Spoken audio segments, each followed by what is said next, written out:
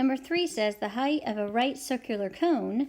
So here's a right circular cone, and the height is always 3 times the radius. So we can write h equals 3r right here. H equals 3r, okay? Find the volume of the cone at the instant when, so we're going to find the volume when this happens. The rate of increase of the volume, so that's dV dt, is 12 times the rate of the increase of the radius. So here's our equation that we wrote. Okay, let's write down what else we know. Well, we know the volume of a right circular cone is 1/3 pi r squared times h. We have 2 variables in here, so we want to get rid of one by using the fact that h equals 3r.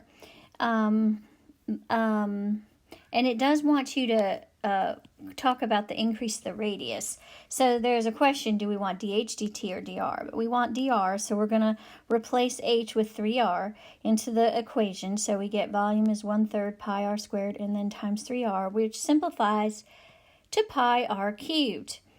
Taking the derivative of that, we get dV dt equals 3 pi r squared, and this is r prime, but we write it dr dt because we're doing a related rate, and I want dr dt. Now, going back up here, that means that I have 3 pi r squared, I'm using this formula right now, is equal dr dt, that's the volume. The dV dt is this, and that's supposed to be equal to 12 dr dt, and I want r when that happens. The first thing you'll see is these dr dt's cross out, and you set 3 pi r squared equal to 12, so r ends up being 2 over the square root of pi. And then you go back, because it didn't ask for what the radius is, it asks find the volume of the cone. So you go all the way back to this volume equation right here that we simplified, v equals pi r cubed, and we put in 2 over the square root of pi. So it would be pi and then 2 over the square root of pi cubed, and so you get 8 over the square root of pi. So that was number 3, and let's go on to number 4. Okay, so number 4 is another right circular cone. It's a water tank, and water is being pumped in the tank at a rate of 2 meters cubed per minute. That is dV dt. So they gave you dV dt, and I wrote it into math. That's the rate of change of water going into the tank. It wants to know how fast is the water level rising.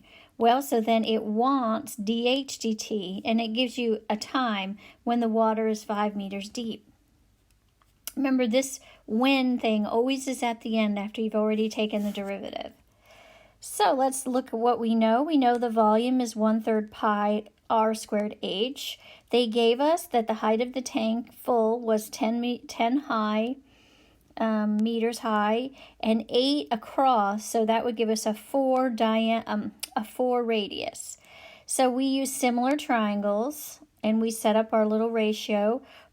4, the radius over the height is the radius over the height, so 4 over 10 is r over h.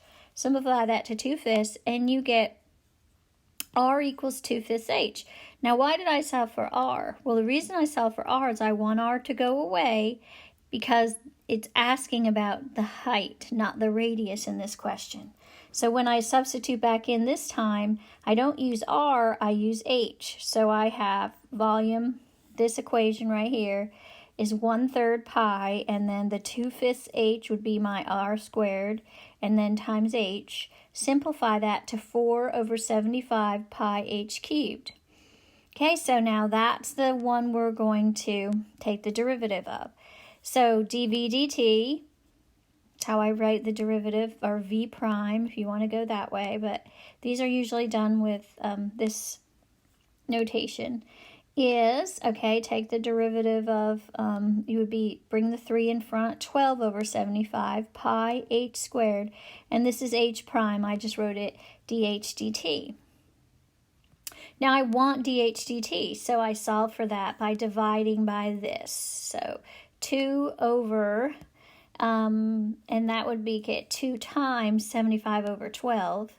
So this is 2 times 75 all over 12 pi h squared is 25. Now, where did I get that? I got this because now it wants it when the height is 5 meters deep. So if you can see where I'm writing over here. So, simplifying all that, you get 1 over 2 pi meters per minute. So those were two good examples of right circular cones.